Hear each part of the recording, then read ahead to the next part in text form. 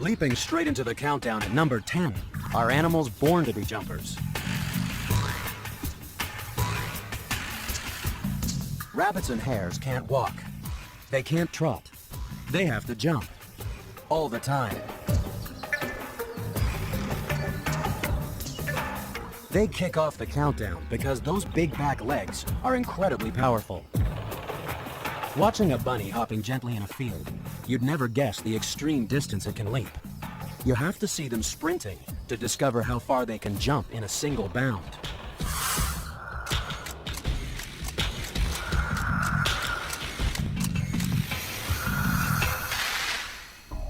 The rabbit's back legs are like coiled springs. They power the leaps that can carry the rabbit 10 times its body length. That's a jump of nearly 6 meters. Compare that to the distance Olympic athletes can jump. If you could leap like a rabbit, you'd jump twice as far as any human in history, more than 18 meters. Our leg muscles are about the same strength as a rabbit's, so how can they jump so much further than us? Well, it all comes down to body weight. The heavier you are, the harder it is for those muscles to push you off the ground. That's why lightweight bunnies are such extreme jumpers. But which bunny is the best of the best? Well, to find out, these people are attending a most unusual race meeting. Competitors have traveled here from all around Sweden and are highly trained athletes. These pampered pets are here to compete at the Hop, the Scandinavian sport of rabbit jumping.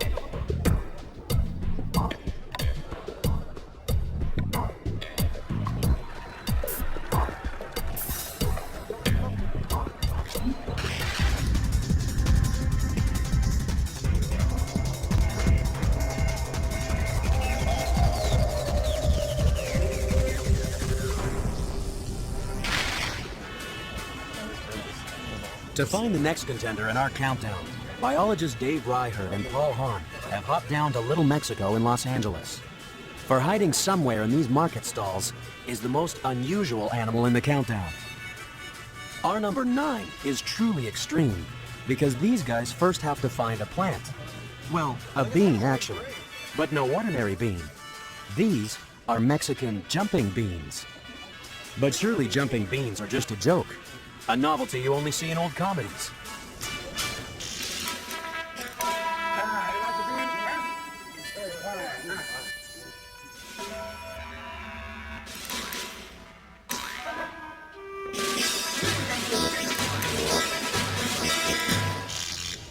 But do Mexican jumping beans really jump? Ah! Look at them go. It didn't take long. Look at that. That one's really good. That big one is really hopping. For these beans, jumping is no joke. It's a matter of survival. But how do they do it? What makes a bean jump? To find out, you need to take a look inside at the most unusual jumping device in the world.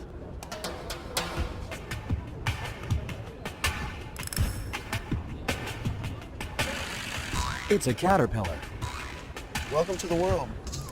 These are larvae of little bugs, and what they do is they crawl around inside of the fruit or the bean and they eat it, and that sustains them until the springtime when they hatch out. And it's this caterpillar that makes the bean jump because it hates getting hot. It'll throw itself around inside the shell to get the bean on the move. The Mexican jumping caterpillar is just trying to get its house back in the shade. For a bug in a bean, this is a pretty extreme jumping ability. But our countdown of the most extreme jumping animals on the planet is just warming up. Forget about bouncing bugs and hopping hares. Coming up are creatures that'll get you screaming for more, while others will get you hopping mad, or even diving for cover. That's coming up next on The Most Extreme.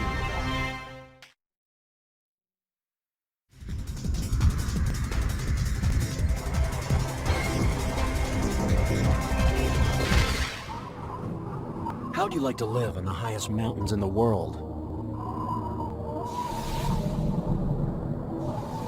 It's a land of ice and precipice. And it's home sweet home for the Tibetan Baral, a mountain sheep that lives life on the edge. Baral are number 8 in our countdown because they're extraordinary rock hoppers. They have to be. When you live above 4,000 meters in these mountains, one slip can be fatal. Male Baral are extremely confident in their jumping ability.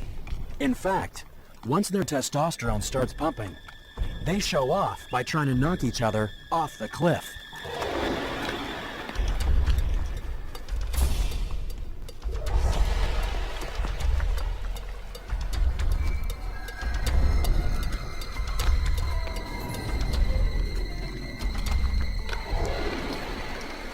Baral may be happy bouncing off rocks, but most humans try to hang on for dear life. We use ropes, crampons, anything to get a grip on the cliff. But not the Baral. All their climbing equipment is packed into their feet. Those hooves are rubbery to increase their gripping potential, and they're flexible. They can spread their toes out to grasp the ground, and to act as brakes when sliding down an icy slope.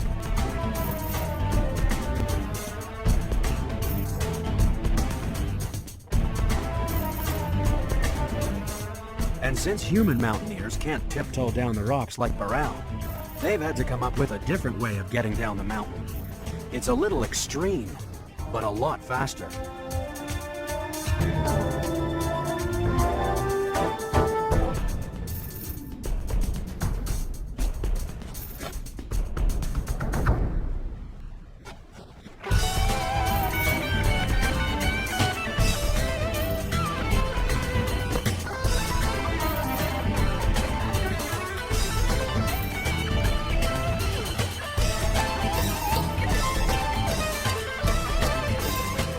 This is the extreme sport of base jumping. You find a cliff and you jump off. Kids, don't try this at home. But of course this is home for Baral kids. And these kids don't have a parachute if they fall. These impossibly high cliffs are a dangerous place to grow up. In fact, only half the kids born each year will celebrate their first birthday.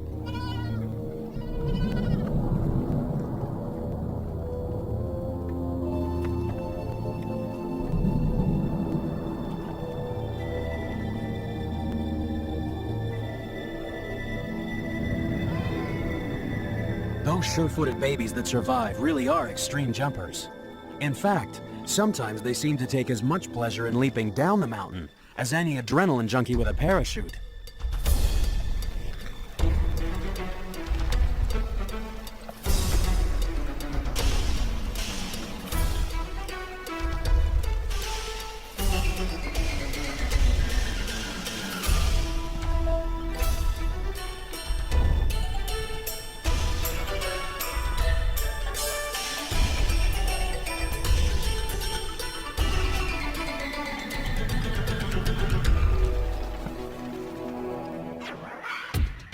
From mad mountaineers, bouncing beans, and racing rabbits, we've bounded through 3 animals in our countdown. But coming up is a whole army of extreme jumpers. These are the hoppers from hell, and they're next on The Most Extreme.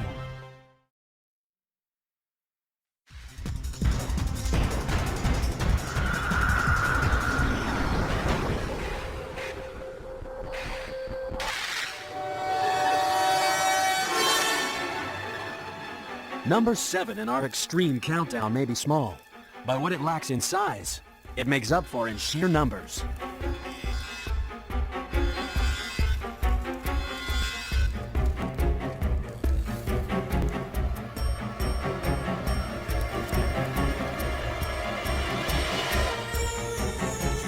These are locusts. It's a good old-fashioned biblical plague of horrible hoppers.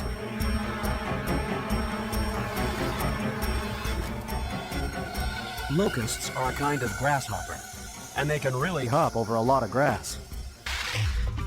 The locust's huge hind legs can kick them over 1 meter, or 20 times their body length. Imagine if a basketball player could jump like a locust. How'd you like to be able to jump 90 meters for the ultimate slam dunk? Basketball players would kill to have legs like a locust. That's because in addition to the massive muscles in its thighs, the locust has elastic bands in its knees. These bands are like stretchy springs that store energy. They work a bit like our tendons, which store enough energy to let us snap our fingers. When you push your thumb against your finger, the tendons of the muscles are stretching, storing more and more energy until... That rapid finger movement has mostly been powered from energy stored in the springy tendons. And that's how the locust's springy knees power those magnificent jumps.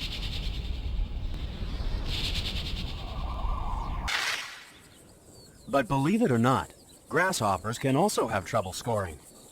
When you're in long grass, it can be hard to see a prospective partner, no matter how high you hop. That's why grasshoppers have another string to their bow legs.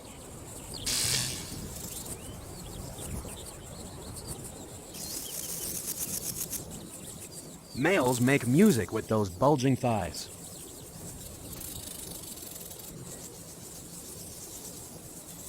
Males advertise how strong and sexy they are by rubbing those long jumping legs against their body.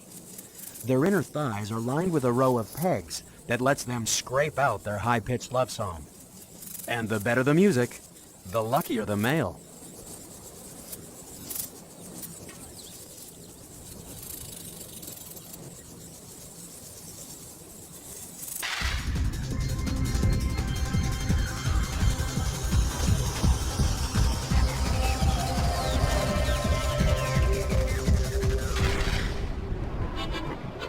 At number 6 in the countdown is an animal the Western world only discovered when European explorers first arrived in Australia.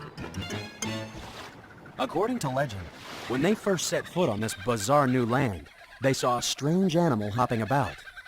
So they asked a local Aboriginal what it was called. The Aboriginal said, kangaroo. Unfortunately, in Aboriginal, kangaroo doesn't mean large jumping animal, but translates as, I don't understand your question. So now Australia's home to more than 60 species of, I don't understand your questions. But no matter what they're called, kangaroos are extreme athletes.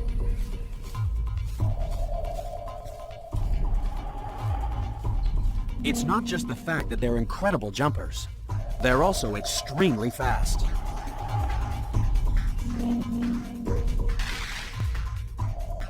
A sprinting kangaroo would clean up at the Olympics. It travels twice the speed of the world's fastest sprinters. That means it would win the Olympic 100-meter sprint in a time of 4 seconds. And then over in the long jump pit, every 9-meter bounce would win an Olympic gold medal. But the really amazing thing about these extreme athletes is that the faster a kangaroo travels, the less energy it uses. When we want to run faster, we have to increase the number of strides we take each second. All this extra effort means we burn much more energy sprinting than walking. But kangaroos are different. To go faster, a kangaroo doesn't take more steps. It simply increases the length of its jump. And the further the kangaroo jumps, the more energy it's able to store in the massive tendons of its legs and tail. In fact, it's so good at storing jumping energy that it's actually easier for a kangaroo to run than to walk. But some people have made use of a different method of storing energy for a high jump.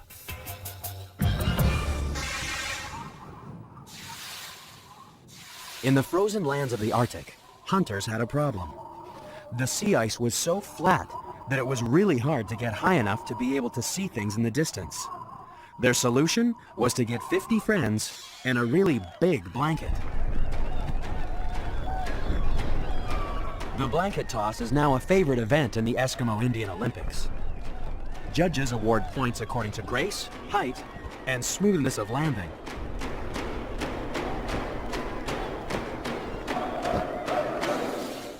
But once, this wasn't just a sport. It was an old hunting technique to give the added elevation needed to spot prey far across the sea ice. We use a similar jumping device today, but not to spot whales. And instead of a blanket, we use an invention that was inspired by a very different kind of festival.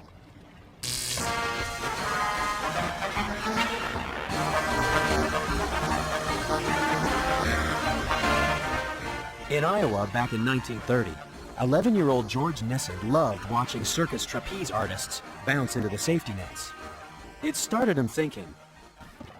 Over the next few years, he developed the idea of stretching canvas between springs. But he still didn't know what to call his invention until he traveled to Mexico. He loved the sound of the Spanish word for diving board, and that's how we got El Trampoline. Unfortunately, no amount of canvas and springs can match the power and the amazing legs of the kangaroo. But coming up next on the countdown is a kangaroo copycat. What animal jumps like a kangaroo, looks like a rat, and stayed one jump ahead of the German army in World War II?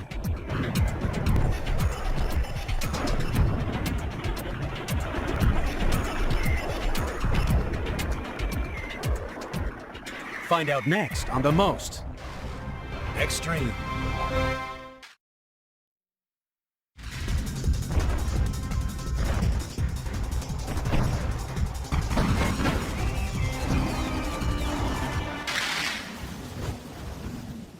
We're halfway through the countdown, and our search for the 5th most extreme jumping animal on the planet has taken us to the heart of Mongolia and the Gobi Desert.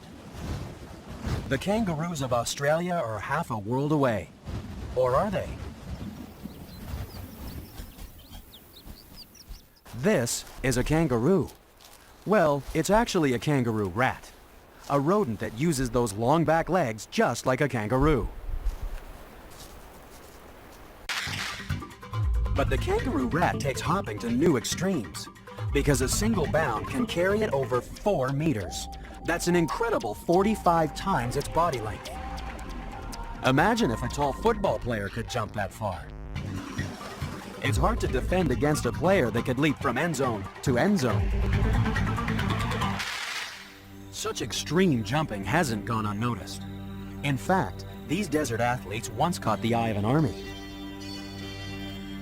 In World War II, a division of the British Army was proud to be called the Desert Rats.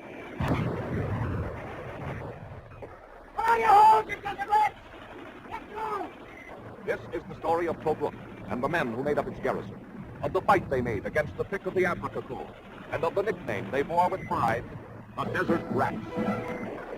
The nickname came from German propaganda that called the soldiers rats, hiding in holes in the desert.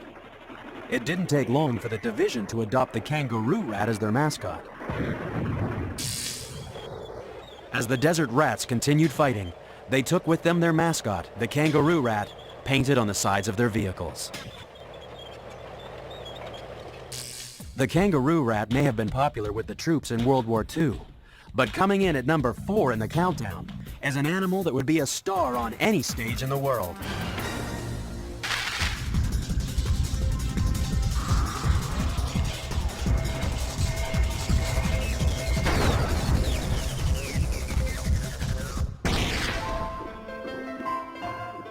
Ballet dancers are the most graceful professional jumpers in the world. They train for years to stand on the very tips of their toes. But our next animal in the countdown has been jumping on tiptoe for millions of years.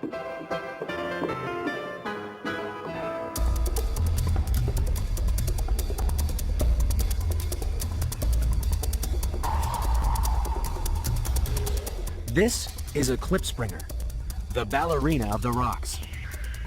This dainty little antelope lives high on rocky outcrops that jut up from the plains of Africa.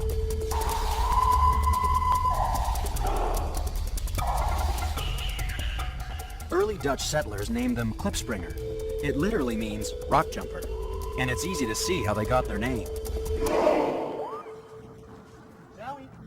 Their extreme jumping ability is also useful to keep out of the clutches of Honolulu zookeeper Greg Hamilton.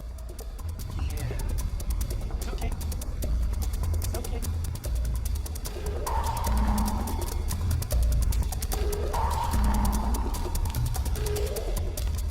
Like any ballerina, the klipspringer dances lightly on the tips of its amazing toes.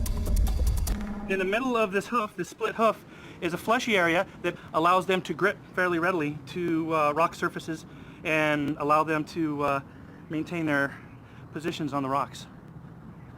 Their ability to escape basically is to get into areas that are inaccessible to other animals. These guys can land on a shelf that is about the size of a quarter and stay there. But what makes these rock hoppers different from other mountain goats are their extreme leaps. The klipspringer may be tiny, but it can leap 15 times its own height. That's more than 7 meters. The best Olympic high jumpers can't clear even twice their height. But if they could jump like a klipspringer, they could leap from the shoulder of the Statue of Liberty and soar more than 20 meters right over the torch. It's no wonder that looking after such extreme leapers can be a bit of a challenge. One day I came in here and spooked the male, Zulu, and he started doing laps around the exhibit, came through this area, bounced off of this rock right here, and was about at least 3 feet above my head. So I'm 6'3", so that was at least 9 to 10 feet in the air, and he sailed with perfect ease. It was really amazing to watch him jump to that height. We could never rock hop like a klipspringer, but there is one invention that sure makes it fun to try. The pogo stick continues to entertain kids today, but its origins go back more than 100 years. There was once a poor farmer in the country formerly known as Burma. The farmer invented the prototype jumping stick to help his daughter dodge muddy puddles on the path to a temple. And the name of the farmer's daughter? Pogo, of course. Even though klipspringers have 4 built-in pogo sticks, they're still only number 4 in our most extreme countdown. It seems incredible that anything could leap ahead of klipspringers, desert rats, or kangaroos. But coming in at number 3 in our countdown is an animal that can jump so far, it's frightening. That's coming up on the most extreme.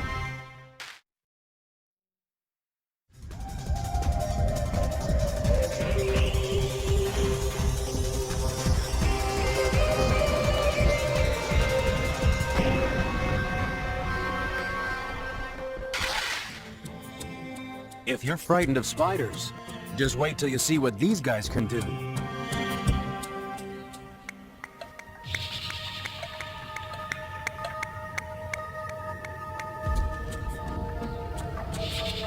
Leaping in at number 3 in the countdown are the jumping spiders.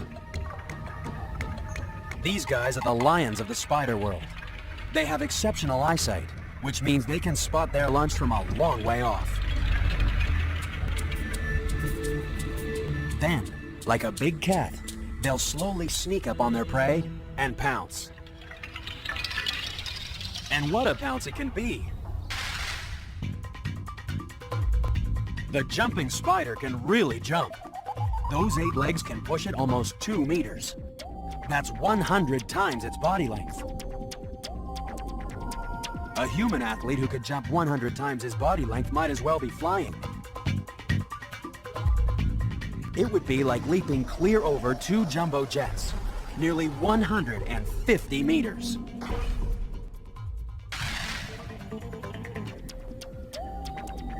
You'd think that to jump such enormous distances, the spider's legs would be amazing. They'd have to have bulging thighs packed with muscles. That's what human jumpers need. That's because human jumpers need well-developed thighs and firm butts to get their bodies up into the air and to absorb the shock of the landing. But you don't need a firm butt to look for jumping spiders. You just need good eyesight. Luckily, Canterbury Museum spider expert Simon Pollard has a good set of glasses, a firm butt, and an excellent understanding of how spiders and humans move. The way that we use our muscles is we tend to have two pairs. We have muscles that do this, and we have muscles that do that.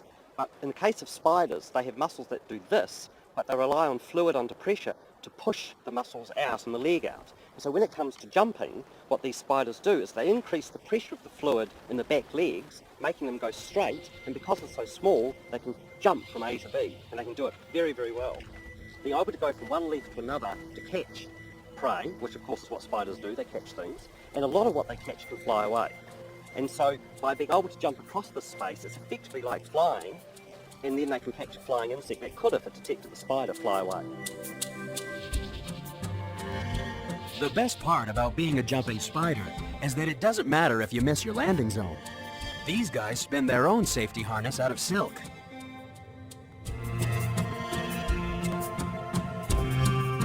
But it's not just spiders that use a safety line when making death-defying leaps. On the Pacific islands of Vanuatu, young men have been making huge leaps of faith.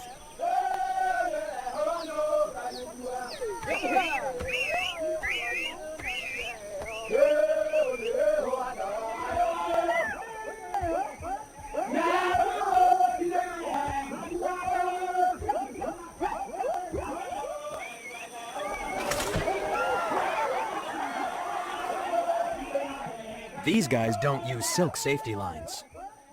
They leap with nothing but two slim tree vines tied around their ankles.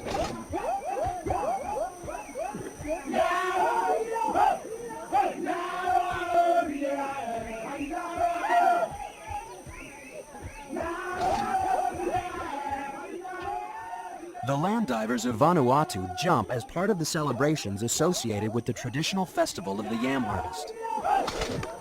It's a celebration that's caught on elsewhere, but not using tree vines.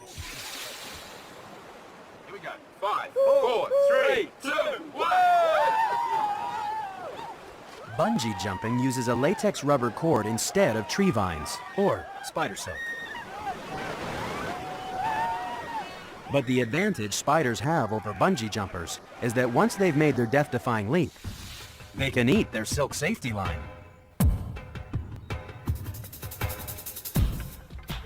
But safety lines are not enough for our next contender in the countdown. There's one animal that jumps so high, it needs a parachute.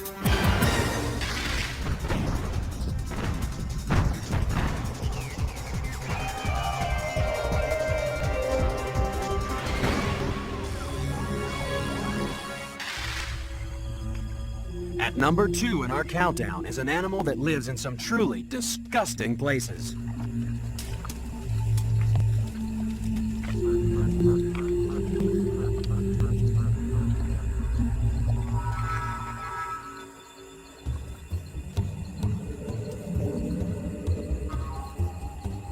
Frogs are legendary jumpers.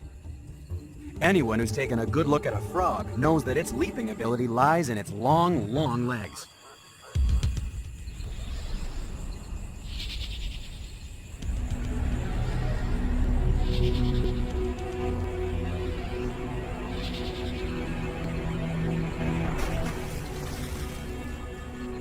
When scientists compared the power available in the frog's leg muscles to the distance they jumped, they discovered a frog can leap up to 7 times further than was thought physically possible.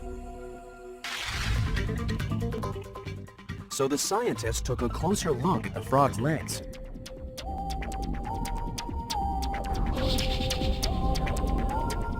They discovered a trigger mechanism that allows the muscles to stretch the tendons, store the energy, and release it in that explosive leap. High in the forests of Southeast Asia lives a tree frog with a difference. It's a frog with extra webbing between its toes. So when it leaps out of a tree, it opens 4 little parachutes. These flying frogs can glide more than 15 meters between trees. Imagine being able to jump 150 times your body length.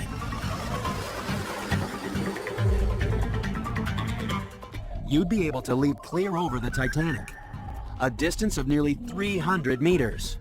Then you really would be king of the world.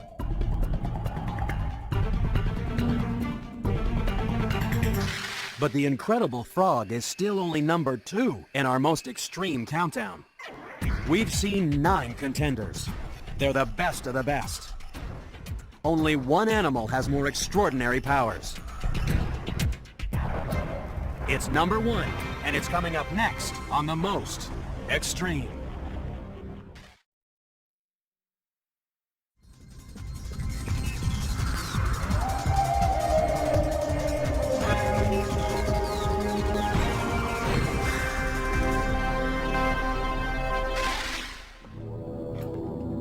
You don't have to travel far to find the most extreme jumper on the planet.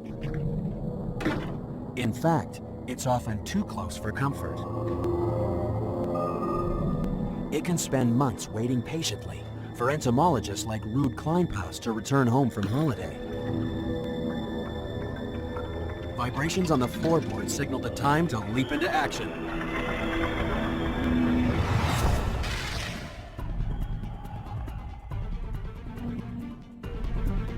A leap of 30 centimeters may be one small jump for a bug, but it's one giant leap for mankind. We're talking a leap that's 220 times your body length. With the superpowers of a flea, we'd be able to clear the Brooklyn Bridge. That's nearly 400 meters. But a flea can also jump more than 150 times its own height.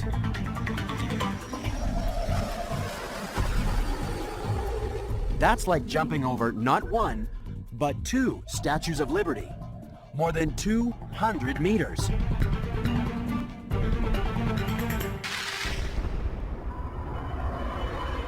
So what makes fleas such extreme jumpers?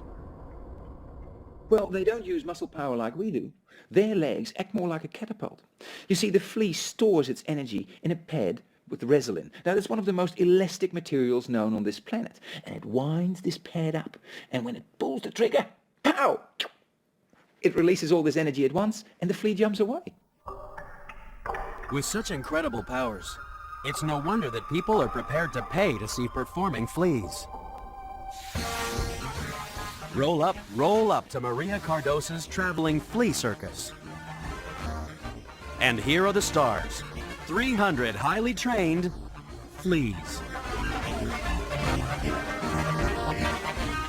Training begins by looping a tiny wire around the body, for no fleas are harmed for this performance. Once harnessed, the fleas are natural performers. They can be trained to follow the carbon dioxide breath of their trainers, jump towards the heat of a lamp, and even sway to the vibrations of the tango. The tango fleas. It's lucky that fleas are used to traveling at enormous speeds. 3, 2, 1, go! La Pulgapala! 3, 2, 1, go! Fantastic! And like performers the world over, at the end of the show, the fleas like to kick back, put their feet up, and have something to drink.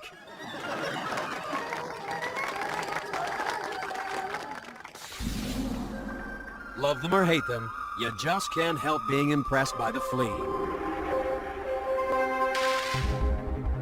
That's because when it comes to jumping, the flea really is the most extreme.